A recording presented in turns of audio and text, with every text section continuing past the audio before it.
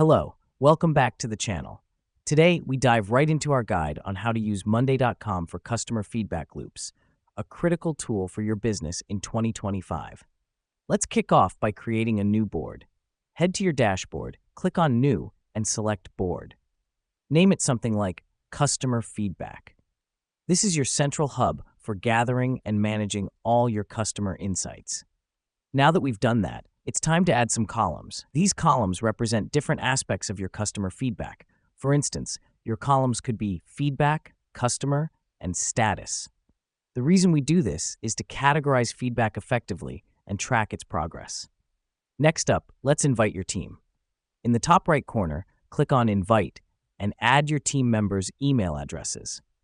This helps us because it ensures that everyone involved in managing customer feedback has access to the board. Great, now let's talk about automations. Click on Automate on the top menu. Here, you can add automation like when status changes to Done, notify Customer Success Manager. This is a fantastic tool to keep your team updated on feedback resolutions in real time. The last step is integrating your customer feedback form with Monday.com. Go to Integrations in the top menu and select your form provider. Follow the prompts to connect this with your board. Let me explain why this matters. This allows customer feedback to automatically populate your board, minimizing manual data entry and ensuring real-time updates. Before we wrap up, here's what's happening behind the scenes. Monday.com is streamlining your customer feedback loop, making it more manageable and transparent.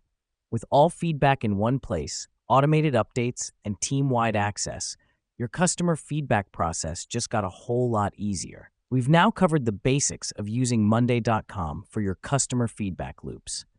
Remember, the goal here is to create a clear, efficient process that helps your team respond to customer feedback more effectively. That's it for today's tutorial. Thanks for joining us, and see you in the next one.